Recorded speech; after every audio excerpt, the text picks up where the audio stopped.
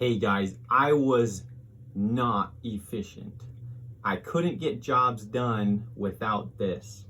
See, the problem I was having was I'd show up to a job site where I expected there to be electricity because electricity on the outside of the house is pretty standard. I wouldn't have electricity. And so over the course of the last, give or take 2 years, I've been to about a dozen different projects without electricity. And I've been able to run the whole project perfect. Here's how I do it.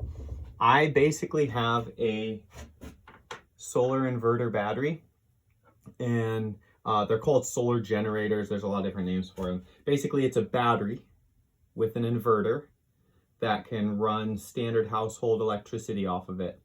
And you can charge it with solar. So what it does is up here, you probably won't be able to see it too great, but I have a line of battery chargers. So it can charge all of my tool batteries as I'm going. I have a microwave for lunch. I have a small single burner if I want to be fancy for lunch. All the lights in here is all run off of this inverter right here. Right now, there's pretty much no sun outside. But I have solar on the roof of the trailer, and that gives me enough power to where even if I don't have solar, I can run everything, literally everything, for, over 3 days. And even if I didn't have solar then, I still just plug it in at the house when I get home, and it's going to charge it up overnight, and I'll be good to go the next morning. I do have need for electricity in here because as soon as I implemented this, it became more important that my trailer, this is a cargo trailer, it's my primary work trailer, it needed to stay above freezing because the inverter needs to stay above freezing. So I just pretty much ended up turning this into not a workshop, because my primary workflow is working with decks on residential properties. So I'm always working outside the house. I'm not doing finished carpentry inside the trailer. Any work I'm doing is typically on the back of somebody's house, sometimes the front of somebody's house. And I just realized it makes way more sense for my workflow to be set up that my primary work happens outside of the trailer. So I don't do a whole lot in the trailer. In fact, it's a pretty rare time when I do work inside the trailer. So what I'm gonna do is warm up my coffee. I'll put it in my microwave, which is run off of my inverter. And let's do like 45 seconds. Watch the lights. They flicker just a little bit when I turn it on.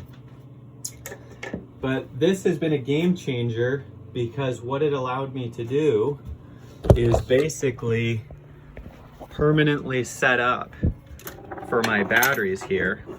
So I have my batteries. Those are the majority of my batteries that are not in tools. I pretty much live by, if you have a primary use tool, it needs to have a battery in it. So I keep batteries in the tool all the time. I only take the battery out to charge it when it dies. And then I just come up here, plug it in one of the multiple chargers, and then all of those have the cables run back behind the board and plugged in an outlet back behind this whole setup. It's a mess up here, but I'm the one that works in here, and so I'm working on making new organizational methods to make this all work better. But yeah, this does everything. So this is like the power hub. I also have a fridge set up here so that it can roll out, and I've got to deal with the wiring because this cord plugs in up here. I want it plugged in back behind it so I don't see the cord. It's so simple and rudimentary how it's set up right now, but that allows me to function without electricity on people's projects. So you can see right here, see if this will focus, 87 watts going out. That's just for the lights. And I have 73 watts coming in because there's no sun outside. I have 1200 watts of solar on the roof. Typically, right now we're coming into November 5th, election day, today actually, which is when I've got my sticker. So November 5th, the panels are mounted flat on the roof, so I don't really get a whole lot of solar even in the, the summer solstice is like, I'll probably get 800 watts at the most coming in, just because it's flat. They're not necessarily the most efficient panels. However, if I can get 200 watts coming in for a few hours during the day, that's all I need. I can run indefinitely like that. So the 1200 watts on the roofs gives me the flexibility that during the winter, when we only have a few hours at really poor angle, I can still get enough solar to actually charge up, and not have to plug it in. Here's the caveat. I still need to plug in during the winter when temperatures are below probably 40 or so, to keep the trailer heated. So what I do for that is I have a inlet plug on the outside of the trailer that I just plug an extension cord, an actual 20 amp extension cord into the outside of the trailer. It runs my 1500 watt heater inside the trailer, and keeps it above whatever temperature I want. That does require that I insulate the trailer. So all of a sudden, a lot of work went into this. I started with just needing electricity. Then I ended up needing to, heat the place to keep the electricity good. Could I just pull all the electrical stuff, any caulking, glue, adhesive, whatever, anything that I don't want to freeze, can I pull that out every day? Yeah, but there goes my efficiency. My concern was being efficient. The less I have to remember to deal with those things, the better. What would happen was I'd load up in the morning. That takes me 15 minutes because I've got to load this basket up. It's cold, scrape the windows, whatever it is. And inevitably, I'd forget something. And it was just beyond frustrating. You get to a job site and you're missing something. So what I tried to do was basically organize my trailer so that whatever I need on a normal basis is in here. I have my primary work tools that I keep on a small cart that I roll into the backyard for every project.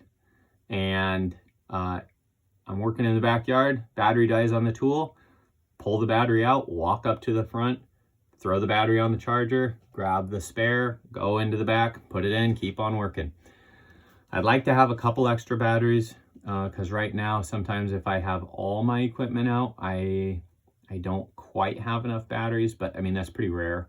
And even then I just throw it on a rapid charger instead of a standard charger. And then I pretty much have the flexibility I need.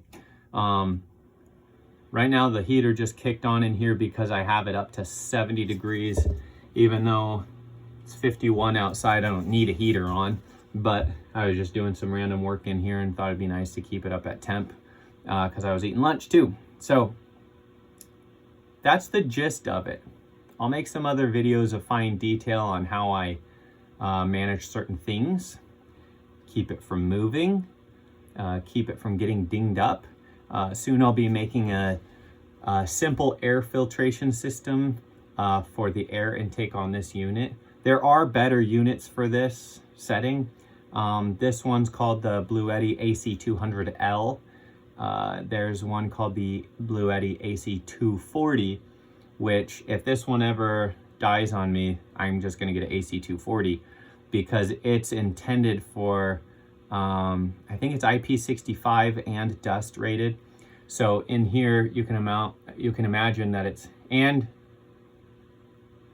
I think it might be light impact or something like that, but it's intended for a little bit rougher use. I'm not saying rough use, but this one's not necessarily intended for rough use, but I have it bouncing around in my cargo trailer all the time. This has not turned off in the last 8 months. And it has charged only from solar in the last 8 months. So this will be the first true winter test to see how it does. Last winter it did just fine. No, rephrase. I bought it in February this year. It's now November, so that gives you a better timeline. 8 months isn't fully accurate. Previous to that, I was running the AC 180, which is just fine, and realistically would do just fine for most contractors as long as you're not running heavy equipment on it.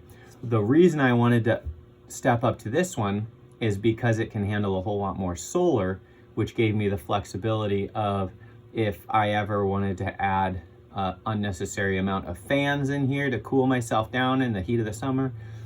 There's been several times where I didn't have electricity, and occasionally I'll run an air compressor off of it. Say if I'm doing a fence, I'll just run my air compressor off of here for a couple hours and it's fine.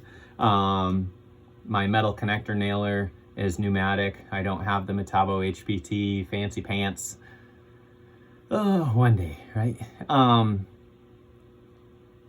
All that to say, they're not cheap, but I can increase my efficiency dramatically compared to what a contractor who has to load this stuff up every morning, unload it in the evening, pull out this huge setup in order to just plug into the homeowner's house and get the work done.